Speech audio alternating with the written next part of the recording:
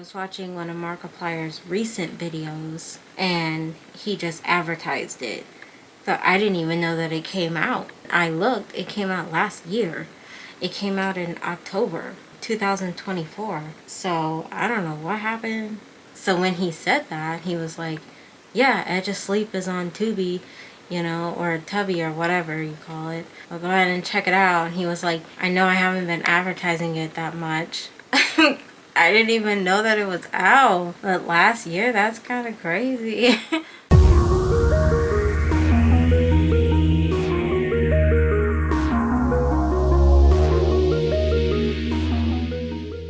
I was really excited to watch it. I'm a big fan of Markiplier and his content. I was really excited when he came out with this. I like his online games. What do you call them? Choose your own adventure games. I love those. I think Iron Lung's gonna be a movie, but this one is a series. It's 6 episodes, and it's basically about. Well, I just watched the first episode. I don't know what it's all about, but it's something to do with some kind of cult, something to do with a mass extinction. Everyone that falls asleep ends up passing away. So something's going on. It's something to do with these sleep pills or something. And so that's when we get into episode 1. So Markiplier's character, his character's name is Dave. Now, first of all, Markiplier does not look like a Dave. I wish they came up with a different name.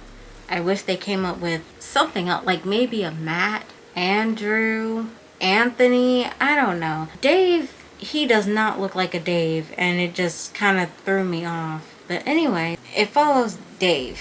Dave has insomnia, and he has these nightmares. It looks like they're reoccurring dreams, these reoccurring nightmares, and we're met with this huge whale and essentially this cult. And he's afraid to fall asleep, which is a coincidence because now that we see everyone that's falling asleep is dying. So there's something going on with these pills that he's taking. So Dave gets invited to this party by his friend, Mateo. I don't like Mateo. Mateo is one of those characters I don't like him. I really don't like these types of characters. These types of people, personalities. I just don't like it. Especially in movies when they are the side character. And so we know we're going to end up following him. He's probably not going to die. I don't want to follow him. I'll follow Dave, but I don't want to follow Mateo. So anyway, Mateo invites Dave to this party. Now, Dave is extremely tired. He doesn't want to go to this party.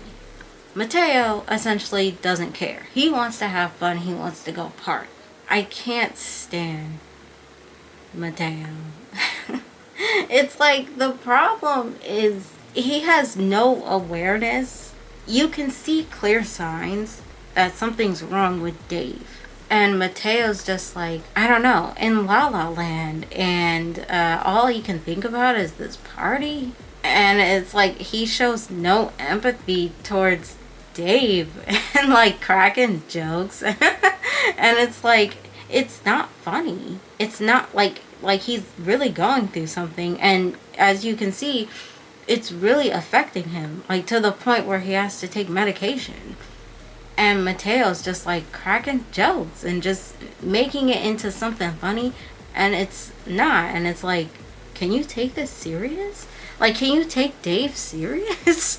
And he's trying to get him to go to this party, and it's like, can't you see Dave doesn't want to party? He doesn't want to go. And I don't know, it's like he didn't care at all. So they decide to leave their shift early. And they go to this party, and I think Dave is nervous. He's going to end up seeing someone from his past, this female. But she's not even a factor. She has nothing to do with what's going to pop up anyway. It's already a problem for Dave. When I say that, I mean the environment is already bad. First of all, he's already tired. Second of all, he didn't want to go to this party. Third of all, he's still thinking about that girl. And fourth of all, the people at this party are already causing issues. They're already making fun of him and causing problems. So, and then now we see Mateo defending Dave. And it gets to the point where he's causing a fight. So Mateo wants to fight this guy. And the other guy is like, okay, let's go. And so they start tussling. Now there's someone on the couch. They're not moving, but they're tussling around him. They end up bumping him. And he falls. He hits his head on the table and he hits the ground. He's presumably dead.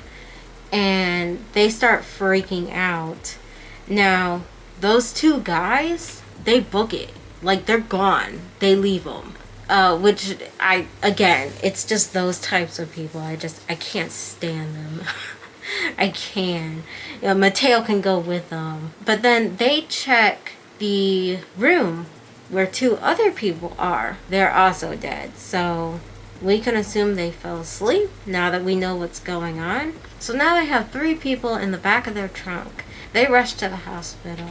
More people are in the same state. And they got like a whole bunch of people that are going through the same thing. And so I'm not sure. I think this literally happened that night.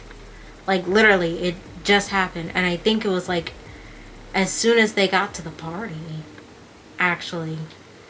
Now, the doctor left. He wants to go check on his family. I don't think they made it, but he wants to go check on the family.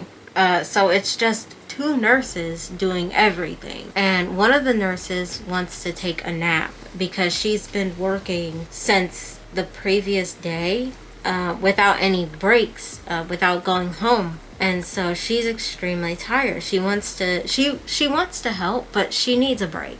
She's like, all I ask is for like 10 minutes tops. Like, that's it. I just need 10 minutes of a break. So outside in the waiting room, they're waiting. This old man, he's given some alcohol by his niece, I think, or his daughter or granddaughter, I don't know. He's given some alcohol. She said it helps him sleep.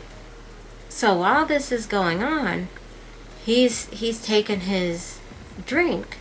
Dave is starting to see these hallucinations, I would assume. So what's on the TV? I don't think that's 100% what's on the TV. I think it's mixing. I think his reality is kind of changing. Some of the audio is a little different. And he's starting to see stuff. When he snap back into reality, the old man has passed away. You turn around, the woman has passed away. They both fell asleep. That's what happened. So they called over for the nurse. The nurse rushes out, sees it, and then rushes to the other nurse that wanted that 10-minute nap. She is too gone.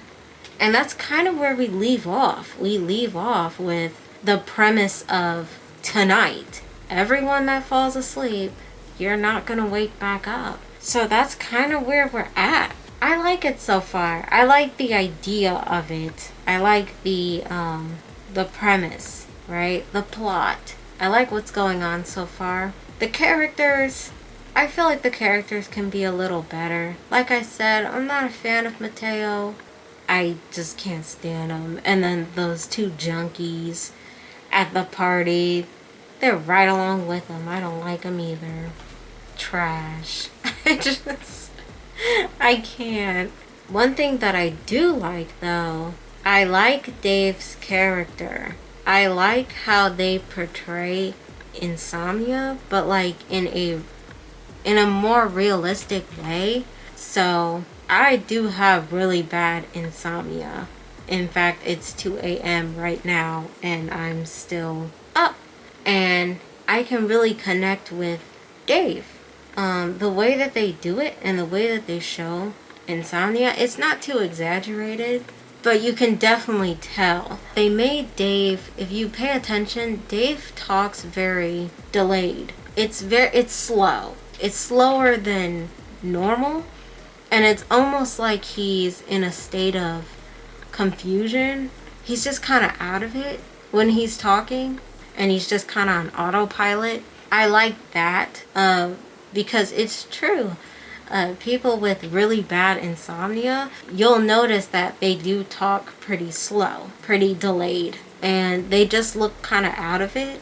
I did also notice under his eyes, it's not too severe, but you do notice that there is just a little hint of red under his eyes. Like, it's so light, but it's still visible, just barely. So I do like that. It just looks realistic.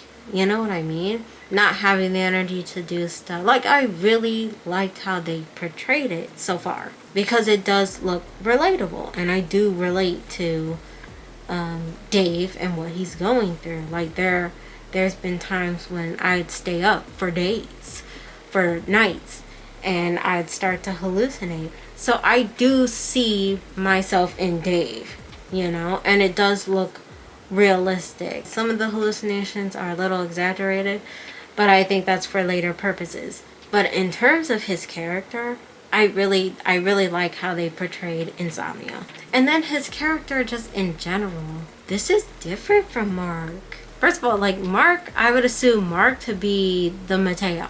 This is such a different character. Like, he's so serious, and there was like some comic relief, but his character in general is more serious, and it's just kind of different from seeing Mark in his YouTube videos. It's a completely different character, and I think he does it really well. Mateo can go. I think the acting on the nurse, Linda, can be a little better. The dialogue was just a little awkward. It didn't sound believable. The way that she was describing what happened to her coworker and saying like she died in her sleep, and it's like she was telling the audience instead of, you know, she was actually in the situation. It's like it was more information for us, you know, like just letting us know that she died in her sleep. And she said, what did she say? Like, she was like, that's how it happened. Like, so, like she was like, that's how it happened. Like, she died in her sleep. It's like, we'd see that. It just didn't seem realistic. Like, that's not what someone would say. It would have been better to see her a little more panicked than saying, like, delivering that line super calm and very informative. So that was just kind of, and then her acting in general. I mean, it might be because they're really tired. I guess you can get away with that. But there are some dialogue, some acting that I feel like could be improved for Linda, the nurse. Those are it looks like those are going to be our main people. Dave, Mateo, Nurse Linda. Now, the doctor, is he going to come back? I don't even know if he's going to make it. I think he'll make it. He said he was checking on his family. I guarantee his family's done. Now, the girl that Dave was seeing, she might pop up. That's what I'm thinking. She's either going to pop up later or she's done. All right? Those are the only two options. She's going to show up later and be a part of their little team, or she's done. But that's where we're at. For what it is. For a start, like I said, this was just episode 1. This was pretty good. I liked it. What am I giving it? I think I'll give it an 8.7. So that's really good. The next one, I think what I'm gonna do, I'm gonna go episode by episode. I might do like 2 at a time. I'll see. Maybe here and there. There's only 6.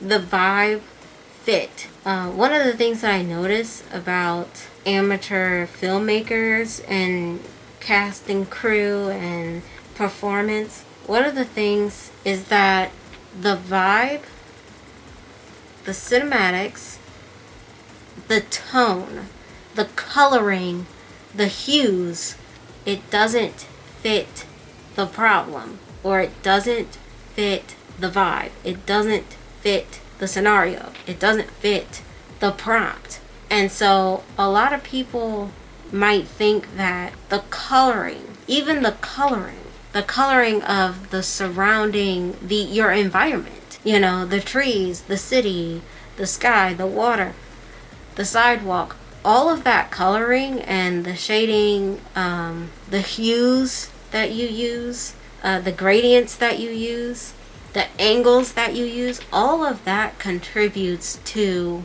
the prompt. There are a lot of people that don't understand that. And so when you see these lower budget or amateurs, they're trying to make these, you know, like a zombie, but the hues and the vibe, the coloring that you have, it's giving Legally Blonde. That's the setting that you're giving. That's the mood, Legally Blonde, but you're trying to make Walking Dead.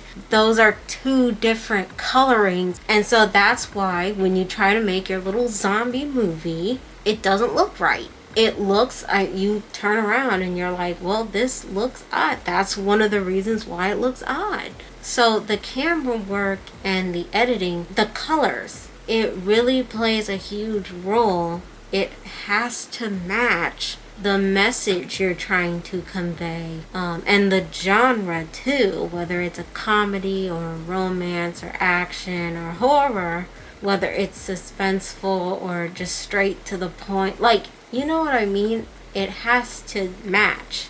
And so when you have that disconnect, it disconnects the entire show or your entire movie. So a lot of people don't know that. So, you know, a little tip for you. Yeah, a little advice. Go ahead and take it and run. It's about 2:30 right now. I'm done. That was my review. He's so creative. I'm just in awe every time. I'm like, look what he's done this time. Like, he always outdoes himself, or outdoes. No. He outdoes himself, like, every time he puts something out. And I'm just shocked. He's just one of those people where you just continuously root for. Like, I hope he makes it big. You can tell that although gaming is his thing, you can tell that he wants to be a serious filmer. He wants to really film and create. And it's nice to see him doing that. It's nice to see him going for it and showing his creativity, showing his skills. He's doing a really good job. Like, for being, just a YouTuber, like, he's making really good stuff. I just hope he sticks with it, because I really like his ideas. I really like his work ethic. So anyway, that's the rating. 8.7, I believe I said. 8.7 out of 10. Not bad at all. Pretty good.